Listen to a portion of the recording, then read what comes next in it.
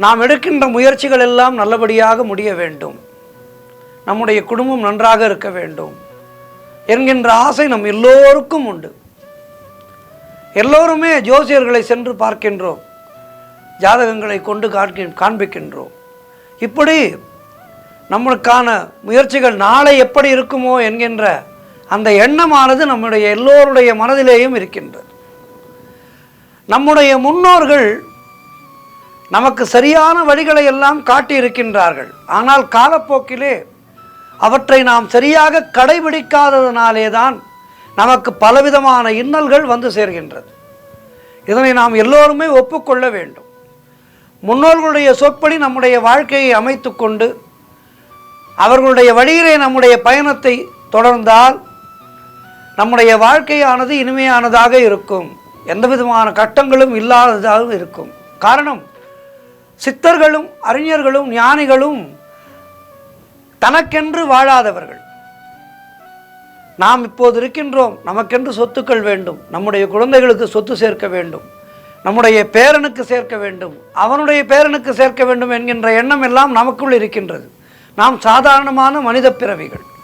ஆனால் சித்தர்களும் ஞானிகளும் இந்த மக்கள் நன்றாக இருக்க வேண்டும் என்ற எண்ணத்தோடே வாழ்ந்தார்கள். அவர்களுக்கு தங்கள் மேல் எந்த விதமான ஆசையும் இல்லை.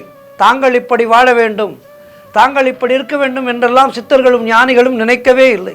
மக்கள் நன்றாக இருக்க வேண்டும், மக்கள் எந்த குறையும் இல்லாமல் இருக்க வேண்டும், ஜாதக தோஷங்கள் இல்லாமல் இருக்க வேண்டும் என்று ஞானிகளும் சித்தர்களும் நமக்காக நிறைய செய்து வைத்திருக்கின்றார்கள். ஆனால் அவற்றை நாம் பின்பற்றாமல் இருக்கின்றோம். அதாவது கொடுமையான வறுமையிலே இருக்கின்ற ஒருவனுக்கு எதிரிலே மண்பானையிலே நிறைய செல்வங்களை போட்டு கடவுள் கொடுக்கின்றார். ஆனால் அவன் என்ன நினைக்கின்றான், இது சாதாரண மண்பானை, இந்த மண்பானையிலே என்ன இருக்கப் போகின்றது என எட்டி உதைத்து விட்டு போய்விடுகின்றான். பெரிய செல்வம் அவனுக்கு கிடைக்காமல் போகின்றது. அதுபோலத்தான் நம்முடைய வாழ்வியல் முறையிலே சித்தர்களும் ஞானிகளும் நமக்கு எத்தனையோ பொக்கிஷங்களை நமக்கு கொடுத்திருக்கின்றார்கள். அவற்றையெல்லாம் நாம் கடைபிடிக்காமல் நாம் நினைக்கின்ற வழியிலே நாம் வாழ்ந்து நம்மை நாமே துன்பப்படுத்தி கொள்கின்றோம். எதற்காக இத்துணை தூரம் இதனை சொல்கின்றேன் என்றால், ஏற்கனவே பல நிகழ்ச்சிகளிலே பார்த்திருக்கின்றோம், நாளும் கோளும் நமக்கு நன்மை செய்யத்தான் இருக்கின்றது. அவற்றை நாம் சரியான விதத்திலே பற்றி கொள்ள வேண்டும். இதிலே மிக முக்கியமானது ஹோரை என்பது.